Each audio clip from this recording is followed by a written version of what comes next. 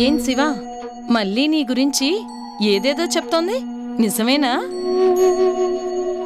నా గురించా? ఏం చెప్పింది? అదే బాబు, బంగారం లాంటి గాజుల్ని కొనిచ్చావట కదా.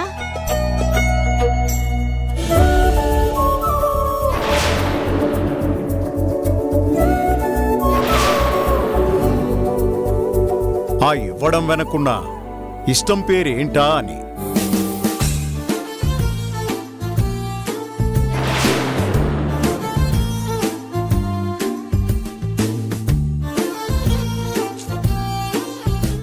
ఇవి శివ కొనిపెట్టాడా?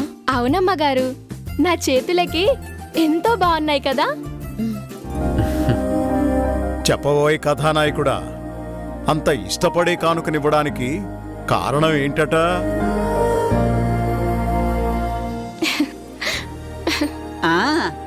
మళ్ళీ నడిగితే చెప్పలేక సిగ్గుతో మెలికలు తిరిగిపోతుంది. నువ్వైనా చెప్పు శివా.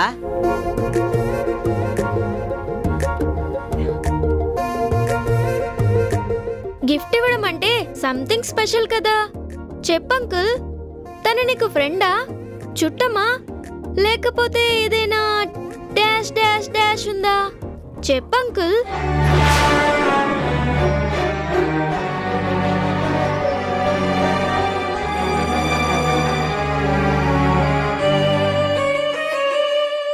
అందరూ అడుగుతున్నారు కదా, సైలెంట్గా ఉంటే ఎలా? చెప్పండి. చెప్పడానికి ఏమీ లేదు. ఆ రోజు డ్రైవర్గా నాకు మొదటి జీతం ఇచ్చారు కదా, అందుకే. దిక్కుమొక్కులేని నన్ను ఇన్నాళ్లగా అభిమానం చూపించినందుకు వాళ్ళకేదైనా కొనివ్వాలనిపించింది.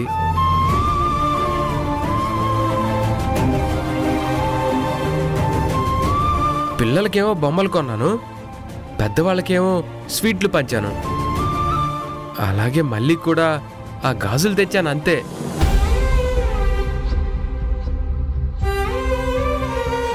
అంతేనా లేక ఇంకేమైనా ఉందా?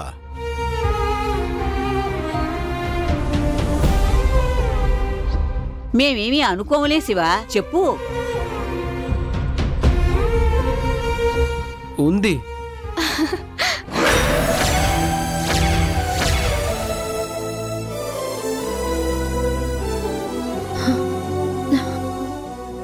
ఏమంటున్నాడు రాధా?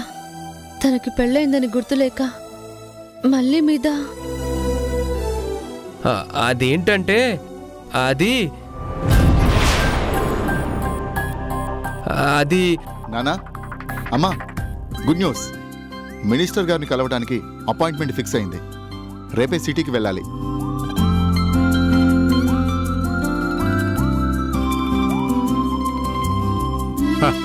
కంగ్రాచులేషన్స్ రా.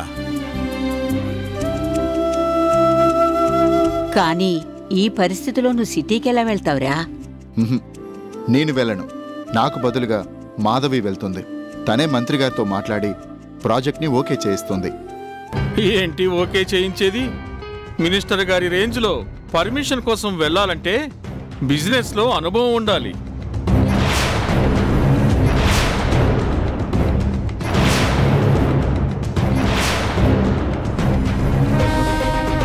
ఇంగ్లీషులో బల్ల గుద్ది మాట్లాడగలగాలి. ఇంటి దగ్గరుండే మాధవికి అవన్నీ ఏం తెలుసు? తనకి బదులుగా నన్ను, నా కూతుర్ని పంపిస్తే చిటిక వేసేలోగా శాంక్షన్ ఆర్డర్ కాపీతో సహా తిరిగొచ్చేస్తాం.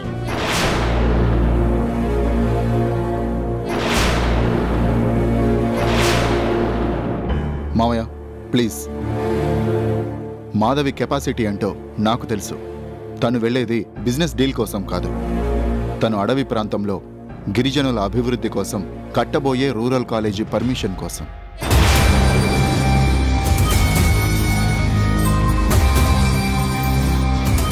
అక్కడ బల్లగుద్ది మాట్లాడితే పని కాదు. వాళ్ళు అడిగే ప్రశ్నలకి ఓపిగ్గా సమాధానాలు చెప్పాలి. మనం లాభాపేక్ష లేకుండా కేవలం గిరిజనుల విద్యా వికాసం కోసమే ఆ కాలేజీని కట్టాలనుకుంటున్నామని వాళ్ళని కన్విన్స్ చేయాలి. ఆ పని మీ వల్ల కాదు, నా వల్ల కూడా కాదు. ఓర్పు సహనంతో పాటు నచ్చ చెప్పే నేర్పున్న వాళ్లే అందుకు అర్హులు. అది విన్నావుగా బాబురావు, ముందు చూపంటే అలా ఉండాలి. అయినా ప్రతి దాంట్లో దూరిపోవద్దని నీకెన్నిసార్లు చెప్పాలరా? మాధవమ్మ గారు, క్షేమంగా వెళ్ళి లాభంగా రండి. అలాగే. ఆడదే కదా అని చులకనగా మాట్లాడే వాళ్ళకి నేనేంటో నిరూపిస్తాను.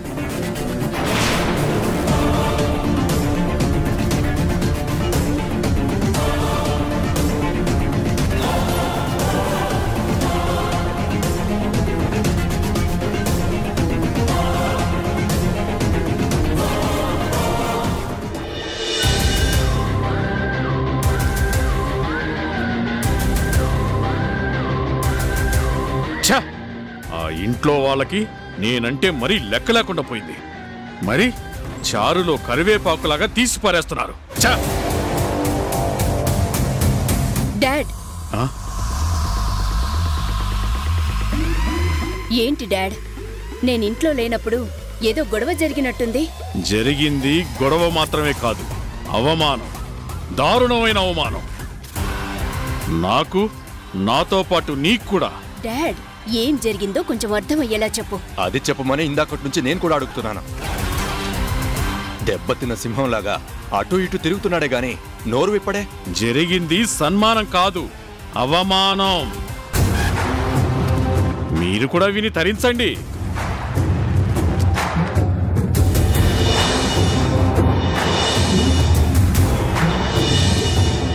అది జరిగింది. చాలు డాడీ, చాలు. సిచ్యువేషన్ ఇంత దాకా రావడానికి కారణం ఆ మాధవి. అవును, హర్ష చక్రాల కుర్చీకి అతుక్కుపోయాడనుకుంటే ఇప్పుడు బిజినెస్ మీద, ఇంటి మీద అన్ని అధికారాలు ఆ మాధవి గుప్పిట్లోకే వచ్చేశాయి. అవకాశం దొరికితే చక్రం తిప్పాలి అనుకున్న మన ఆశలన్నీ సర్వనాశనం అయిపోయాయి. నో, ఎట్టి పరిస్థితుల్లోనూ మనం ఓడిపోవడానికి వీల్లేదు. మీరు గెలవాలంటే ఆ మాధవి ప్రాణాలతో ఉండడానికి వీల్లేదు.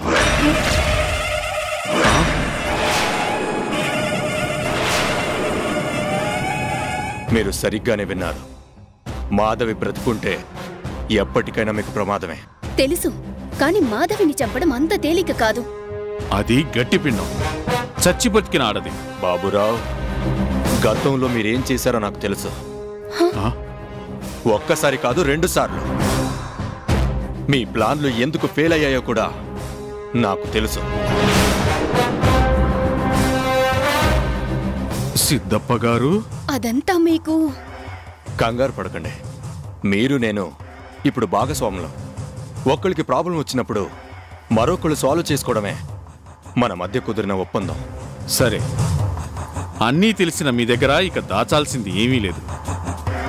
మా చేతికి మట్టంటకుండా ఆ మాధవి చచ్చి తీరాలి. That's all. సరే, ఆ మాధవి సంగతి నాకు వదిలిపెట్టండి. దాన్ని అడ్డు తొలగించే అద్భుతమైన ప్లాన్ని నేను సిద్ధం చేస్తాను. మీరేం చేస్తారో మాకు అనవసరం. వీలైనంత తొందరలో ఆ మాధవి చచ్చింది అనే శుభవార్తని మేం వినాలి. సిద్ధప్ప